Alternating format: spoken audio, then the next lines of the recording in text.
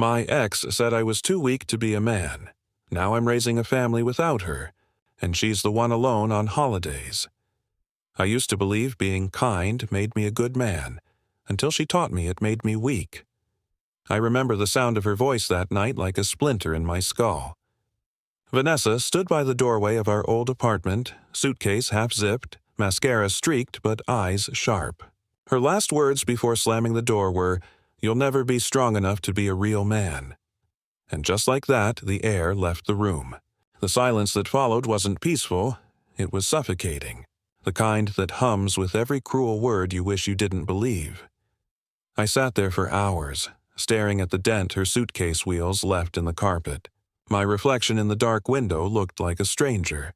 I kept hearing her voice echo, twisting inside me until it didn't sound like her anymore. It sounded like truth. We met in college, back when she said my quietness was charming and my empathy rare. I remember how she'd lean against my shoulder in the library, whispering, "You're the only guy who actually listens." Back then, she loved my calm. She loved that I didn't need to control everything. I thought that meant I was doing something right. But somewhere along the way, that same calmness became the thing she despised. She'd roll her eyes when I tried to talk things through. "You're too sensitive," she'd snap. "Why can't you just act like a man for once?" She started saying it in front of friends, laughing like it was a joke, but it wasn't. Every jab chipped away at me until I couldn't tell the difference between patience and passivity. That night, after she left, I kept replaying the timeline in my head, how I mistook tolerance for love, and her mockery for passion. I thought love meant enduring her cruelty. I didn't realize I was becoming invisible in my own relationship.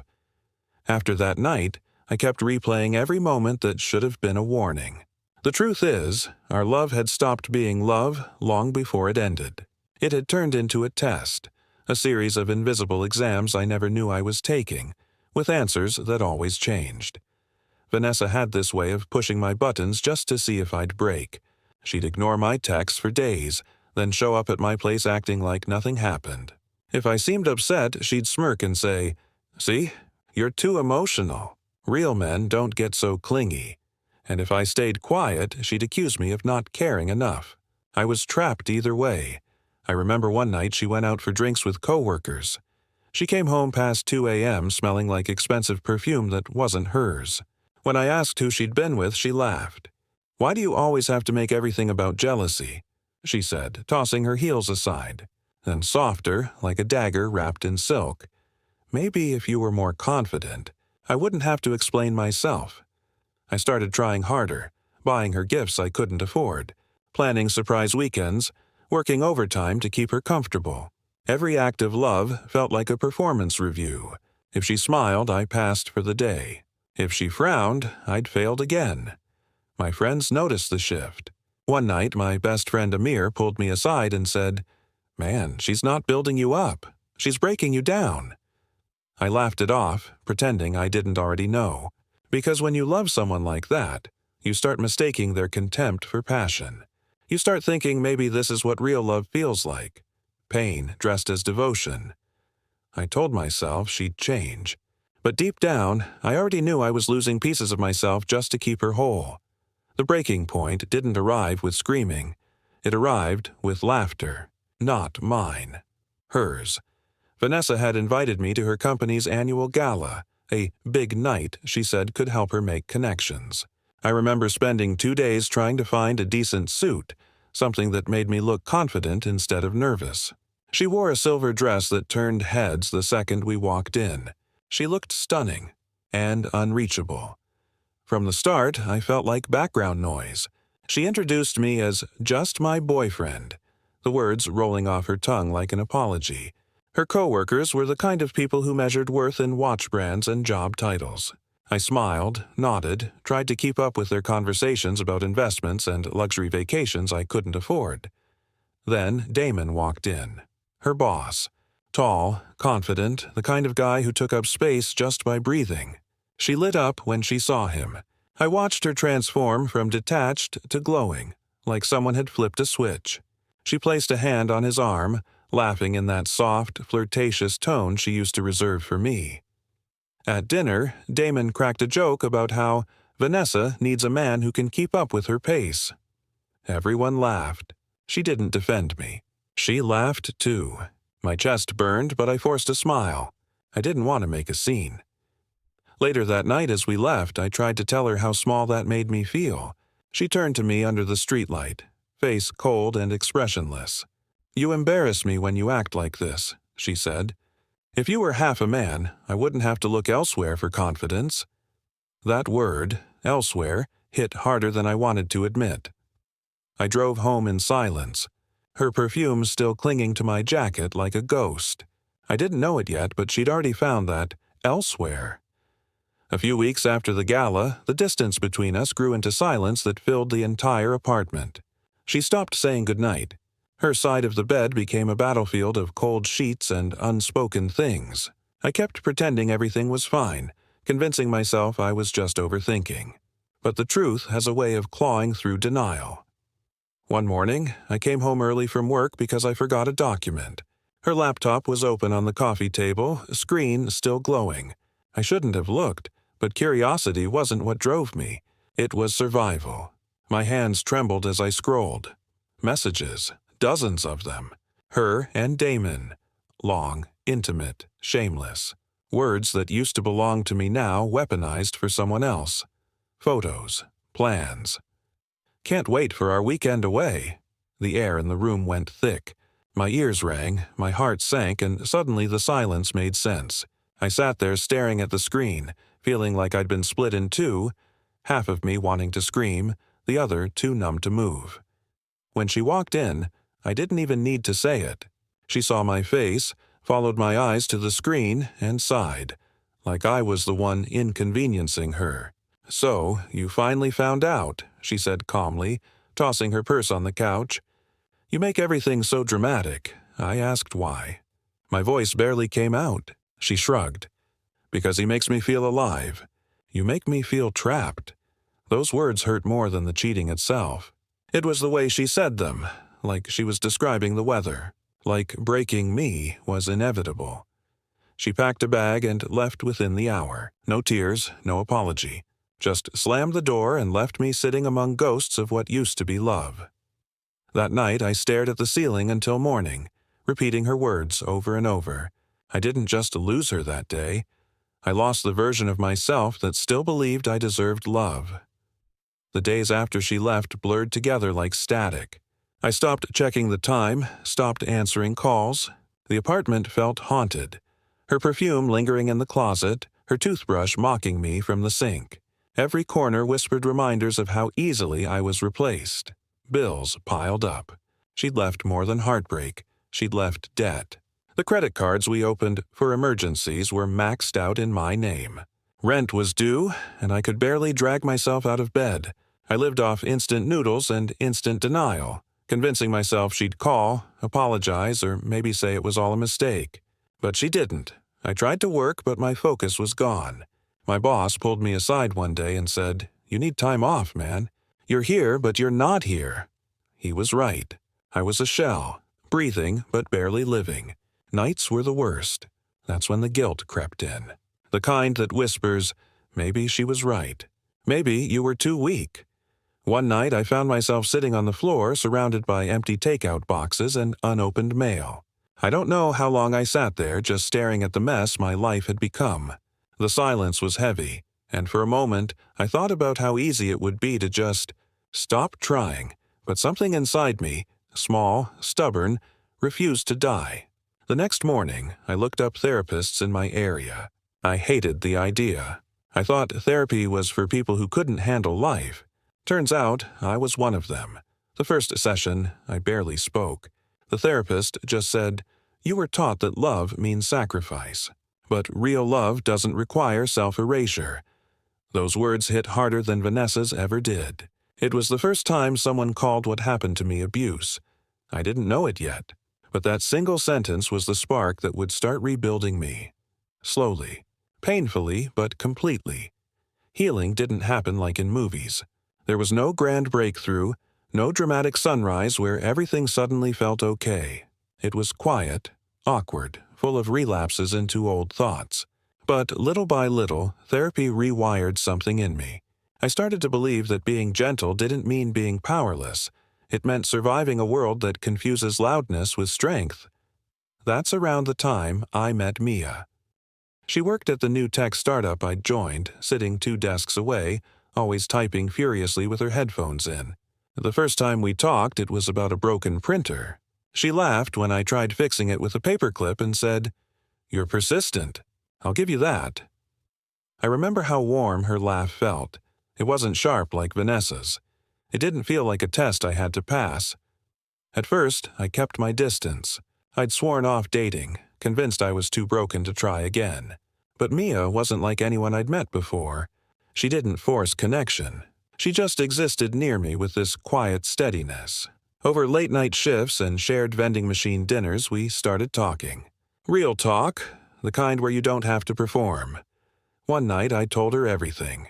About Vanessa, about the words that still echoed in my head. She didn't pity me. She just said she didn't want a man. She wanted control. You're not weak for refusing to fight her way. Something about that moment shifted me. She saw me differently, not as fragile, not as incomplete, but as someone who'd been hurt and still had the courage to stay soft. And then, just when I thought I finally understood what peace felt like, she told me something that stopped my breath. She was a single mom. I remember blinking, unsure how to react. But for the first time in years, my heart didn't tighten. It felt calm, because somehow I already knew this wasn't another test. It was the beginning of something real. I never imagined I'd feel peace holding a child that wasn't mine. But the first time Mia introduced me to her son, Liam, that's exactly what I felt. He was 5, small, curious, with eyes that reminded me of everything I thought I'd lost. Innocence, trust, hope. He offered me a toy car and said, "You can borrow it if you're careful." I smiled, realizing I hadn't heard that kind of simple kindness in years. Being around them changed me in quiet, unexpected ways. I started cooking again, waking up early to help Mia pack lunches, walking Liam to school before work. Every small act rebuilt something inside me that Vanessa had torn apart. I began to see that care wasn't weakness. It was discipline.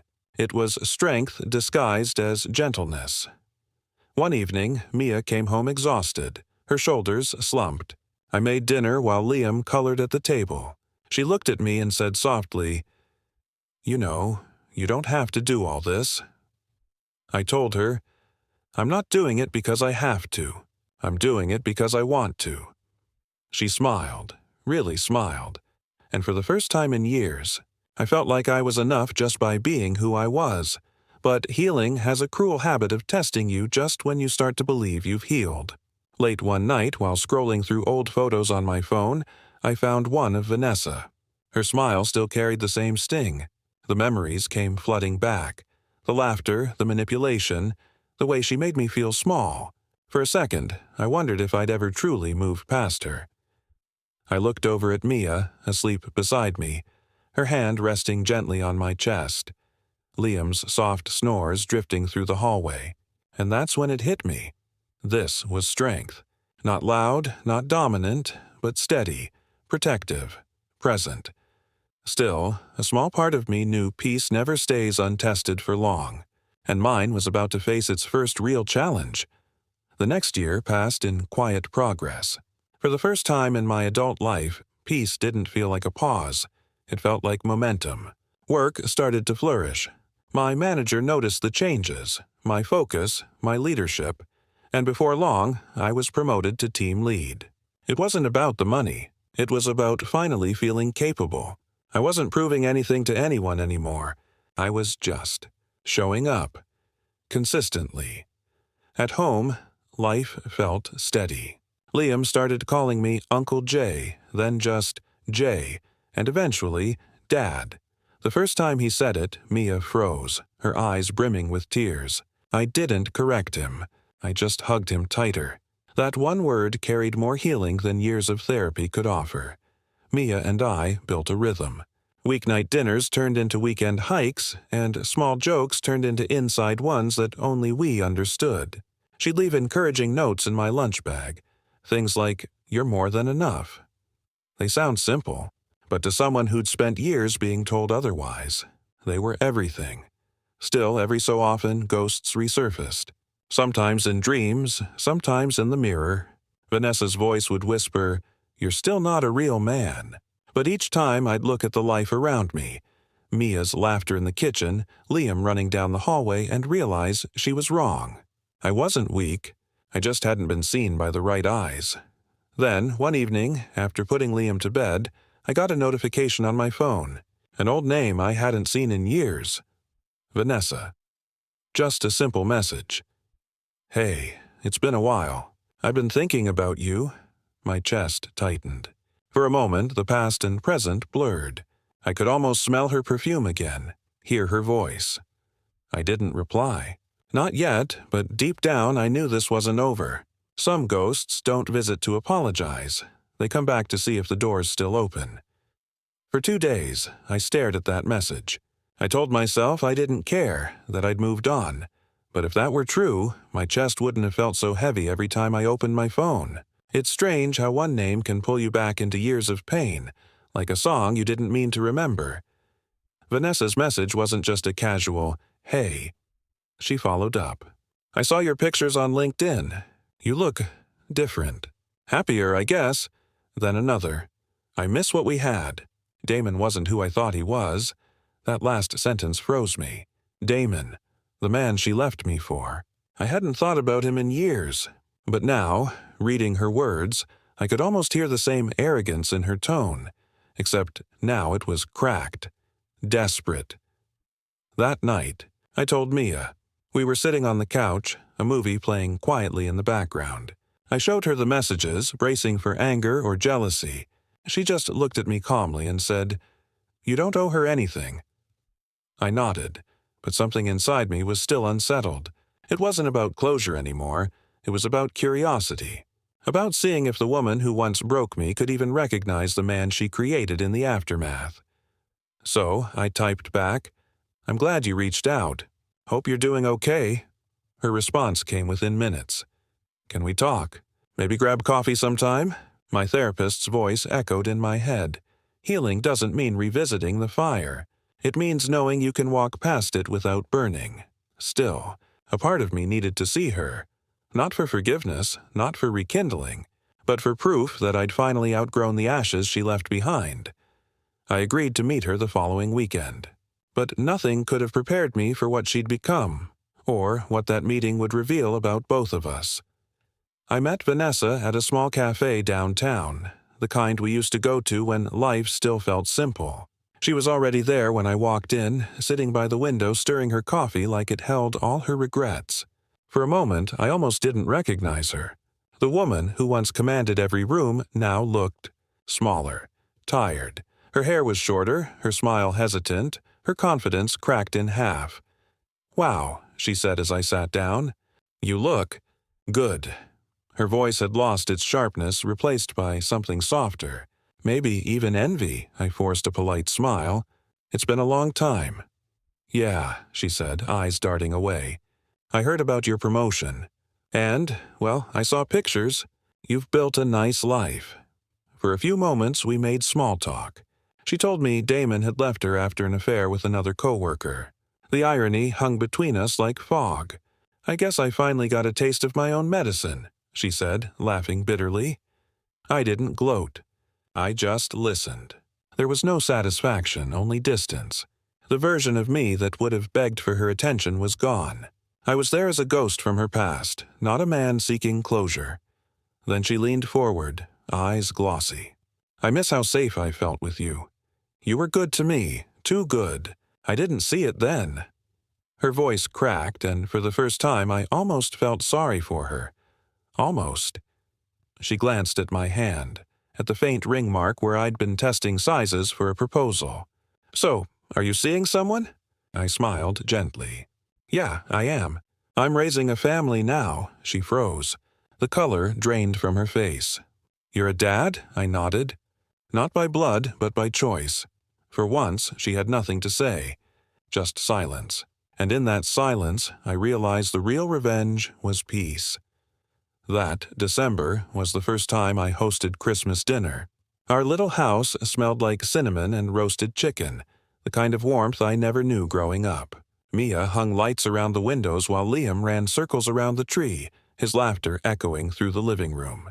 I stood in the kitchen for a moment just watching, realizing this was everything I used to beg for. Peace, belonging, family. We didn't have much, handmade decorations, mismatched chairs, but the joy was real. When Mia caught me staring, she grinned and said, "You okay there, Chef?" "More than okay," I said, "just grateful." She walked over, wrapping her arms around me.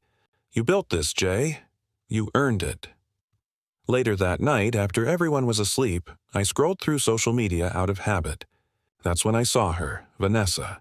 A photo of an empty wine glass, candle burned out beside it. The caption read, "Some lessons come too late." I didn't feel angry or smug, just quiet. It hit me that her loneliness wasn't karma. It was consequence. The same emptiness she left me with had come full circle. I thought about replying, maybe even wishing her well, but I didn't. She wasn't my story anymore. Instead, I turned my phone face down and looked around the room. The half-wrapped presents, Liam's drawings taped to the fridge, the faint hum of the heater. This was what strength looked like now. Not dominance, not proving someone wrong, just showing up every day for the people who never made me question my worth. As the lights flickered softly across the room, I whispered to myself, "This is what real manhood feels like." And for the first time in years, I didn't need anyone else to validate it. Because love built on peace doesn't need to be loud to be powerful.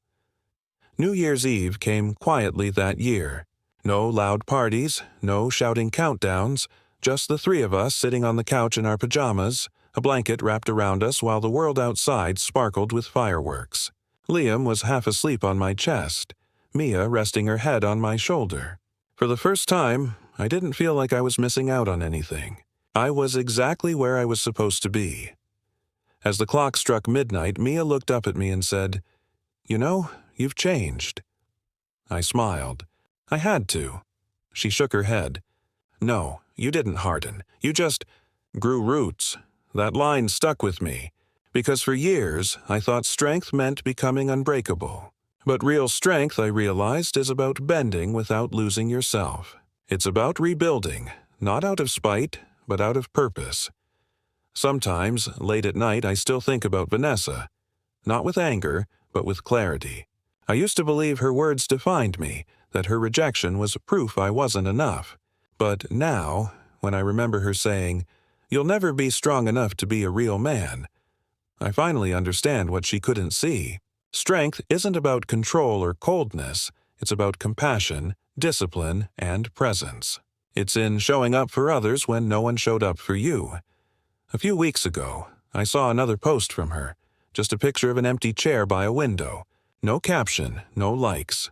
I didn't feel pity, just closure. She taught me the cost of confusing cruelty with power. I looked over at my family that night, Mia laughing softly at a movie, Liam drawing superheroes on scrap paper, and it hit me how far I'd come from that broken apartment years ago.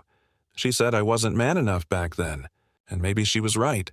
But the man I became, he didn't need her to see it. He finally saw it for himself.